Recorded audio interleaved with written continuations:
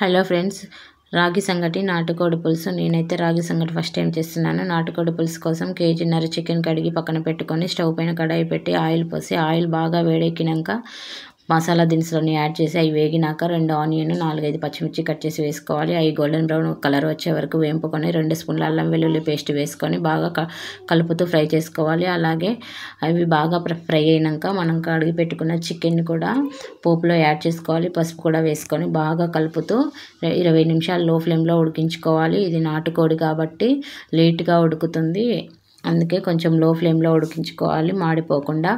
20 నిమిషాల తర్వాత మూత తీసి చూస్తే వాటర్ అంతా ఇనికిపోయి ఉంటాయి. అలా వాటర్ అంతా ఇనికిపోయినాక మనకు కావాల్సినంత కారము, కావాల్సినంత ఉప్పు. నేనైతే 3 స్పూన్ల కారము 2 స్పూన్ల ఉప్పు వేసాను. ఉప్పు సరిపోకపోతే మళ్ళీ వేసుకోవచ్చు, అందుకే తక్కువగా వేసాను.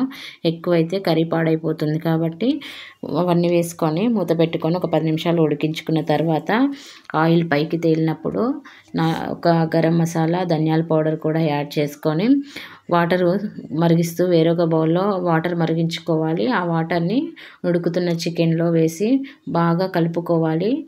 అలా బాగా కలుపుకుంటే చికెన్ బాగా ఉడుకుతుంది. ఇది నాటుకోడి కాబట్టి లేటుగా ఉడుకుతుంది, అందుకే నేను వాటర్ ఎక్కువ పోసాను. పైగా కడాయిలో వండుతున్నాం కాబట్టి త్వరగా ఉడకదు.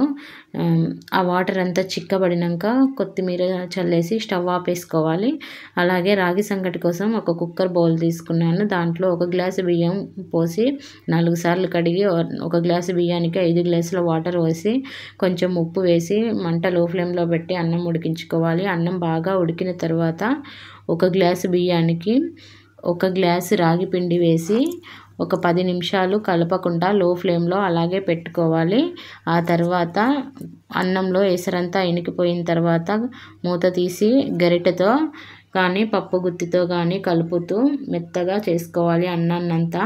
అలా మెత్తగా చేసుకున్న తర్వాత రాగి బాల్స్ చేసుకోవాలి.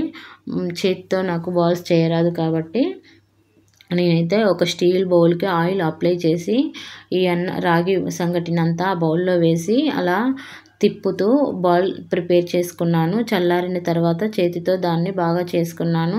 అంతే, రాగి సంగటి నాటుకోడి పులుసు టేస్ట్ చాలా బాగుంది. మీరు ట్రై చేయండి, ఇది ఆరోగ్యానికి ఎంతో ఉపయోగపడుతుంది. అలాగే